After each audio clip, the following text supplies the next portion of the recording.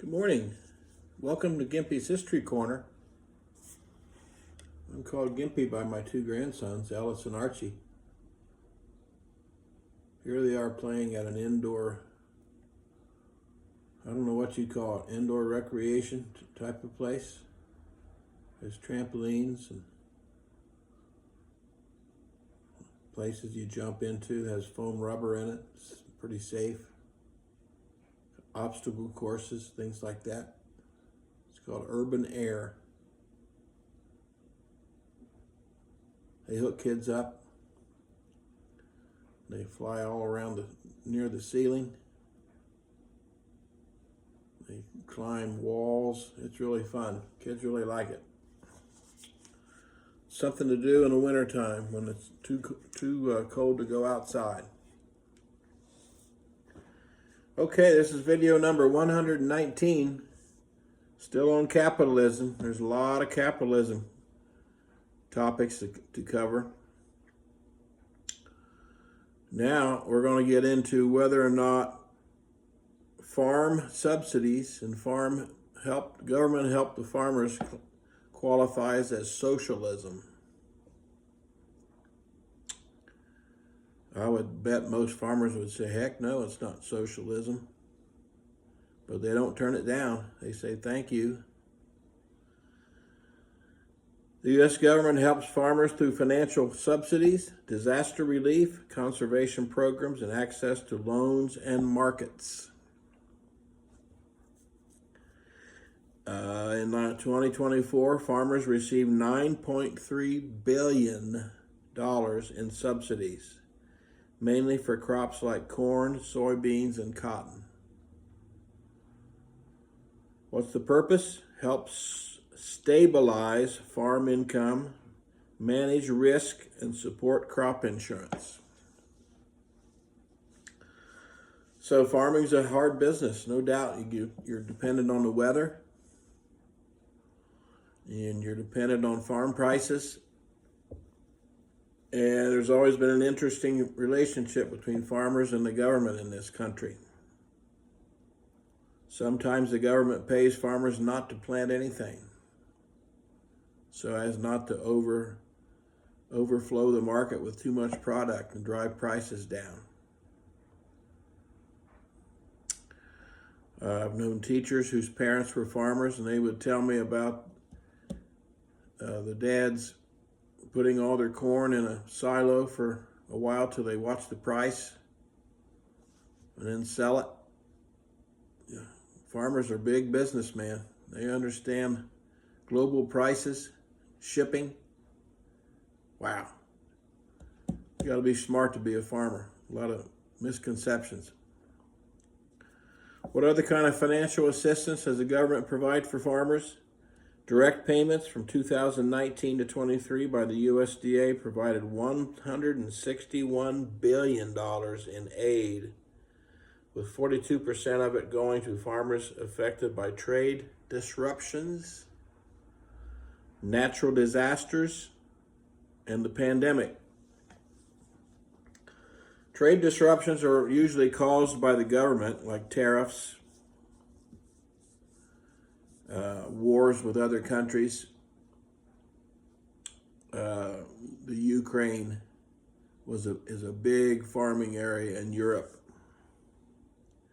So that war with Russia impacted global farm prices. Natural disasters, of course, are rain, too much rain or not enough rain, drought or flooding. Targeted aid supporting the historically underserved groups like new farmers, veterans, and minorities. There's not a whole lot of minority farmers, unfortunately. Conservation and sustainability, environmental quality incentives. These are grants farmers can get to help farmers adopt soil conservation, water management, and habitat protection. Of course, the great tragedy of the 20th century was the Dust Bowl, where the big farming region of our country, the Great Plains, over-tilled the soil. We had a drought, and the toiled soil turned into dust, and the winds blew big dust storms all over. People lost their farms because they couldn't plant, and they packed up what they could and left Oklahoma for California, the grapes of wrath. So hopefully we learn something from that and we don't keep making dumb mistakes like we did back in the Depression. And you can get grants to help soil conservation, water management, and habitat protection. A lot of the problem we have today is with chemicals, chemical fertilizer, chemical pesticides, and the runoff from farms into rivers and streams. Another source of income for farmers is farm storage facility loans.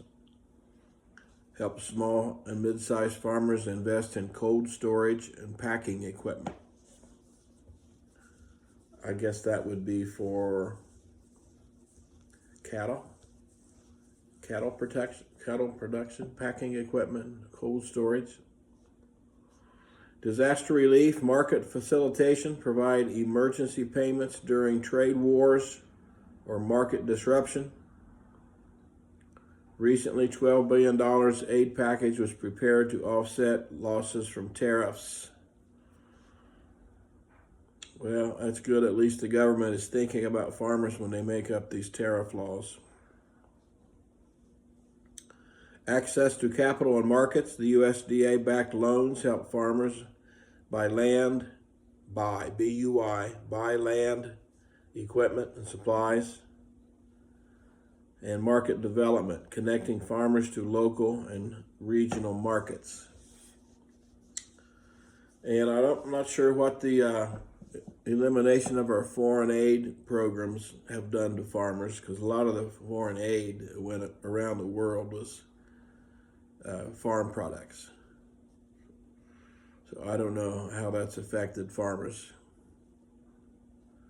Current numbers, 3.4 million agricultural producers, in other words, farmers, 3.4 million. 1.88 million farms. This number has steadily declined. This is the lowest in over a century. So we have fewer farms now.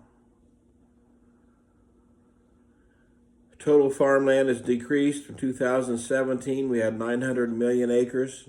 2022, 880 million acres. 2024, 876 million acres. Here in Indiana, I'm surrounded by corn and bean fields. And this time of year, you see a lot of dust because the combines are going through the fields and harvesting the crops and kicking up dust from the ground and from the product. Great big combines, holy mackerel. They look like military machines out there.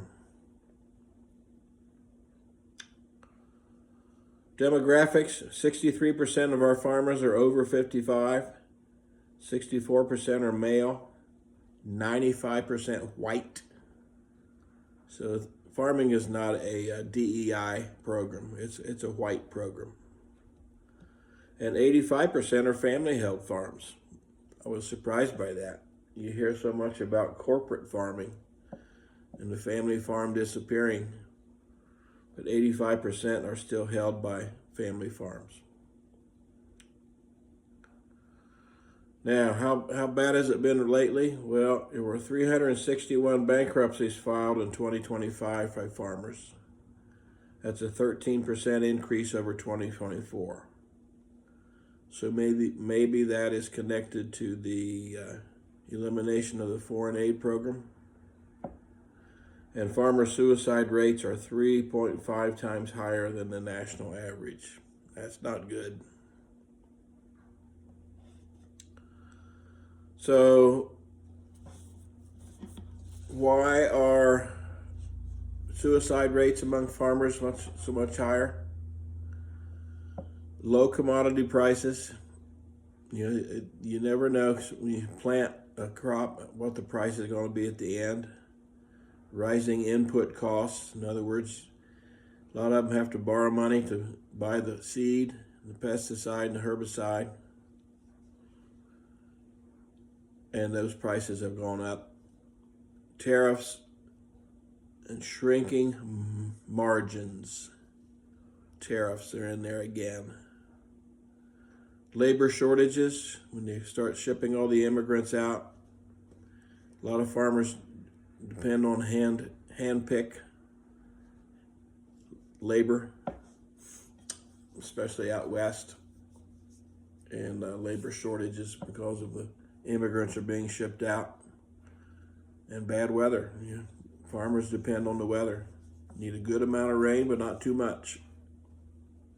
This past year has been a pretty good year for farmers in Indiana, I think. But it got kind of dry there at the end, so I don't know how that affected it. Now, when I was a teacher back in Ohio in the 1980s, I worked in a farming community west of Columbus, Ohio, Madison County. And that was the center point of a major farming controversy. You had inflation during the 70s. Then you had the oil embargo in the 70s. Hostages in Iran, all that was in the news. And during the 1970s, farmers over-borrowed, buying more equipment, seed, pesticide, herbicide. And then the federal government started raising interest rates. That was because inflation was getting too high. And their theory was if you raise interest rates, people can't spend money as fast, so prices will go down. Then you had a grain embargo law by the government against the Soviet Union, so we could not send grain to the Soviet Union. So all these things brought a drop in land value, the raise in interest rates on loans, the farmers could not pay them back, and you had mass foreclosure. And that hit Madison County really hard. The kids I had in class, their parents were farmers. We'd take bus rides for football games. And they'd say, Mr. Schomburg, that's my house over there, and I'm looking at a great big house on a great big farm field. So they did pretty well, but they had bad periods. In the 70s and 80s was a very bad period. And the one family I remember, his last name was Daly, and they were leaders of the protests. They were upset about the government grain embargo against the Soviet Union, plus raising interest rates, making it harder to pay back their loans, foreclosing on farms.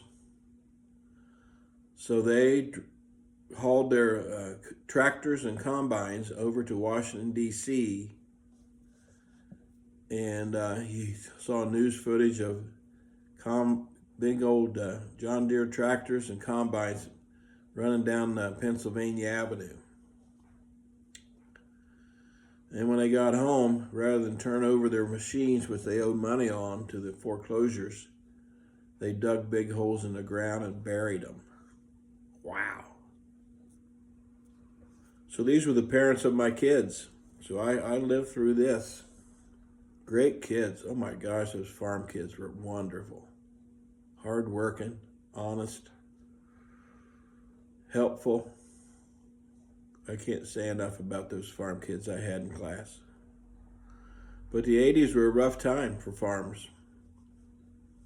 And eventually it got better. And hopefully all those farmers have stayed with it.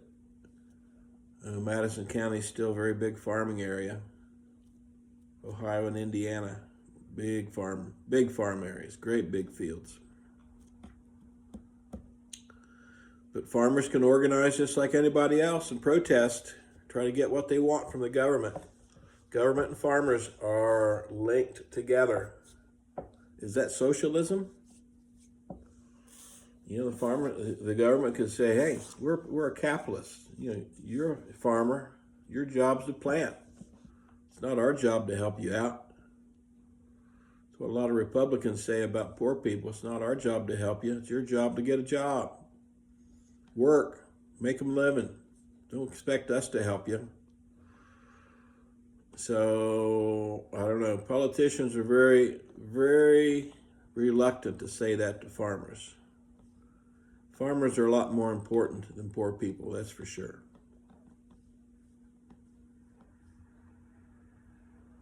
State fairs are big-time farm things. County fairs are big-time farm things. FFA, Future Farmers of America.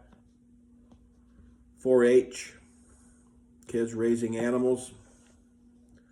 We have a local 4-H fair near my house, and we go to it every year and check out all the farmers and their animals. Very interesting group of people. But that's a big question for capitalism, socialism. Should the government be so involved with farmers? Yeah, I think that's a done deal. It's always going to be the case to try to keep farmers going. But even with all the government help, the suicide rate is high. Bankruptcy rate is high amongst farmers. It's a tough business. Okay, I'm not sure what my next topic will be, whether or not I'm sticking with capitalism or moving on to something else. You'll have to tune in to see. Thank you.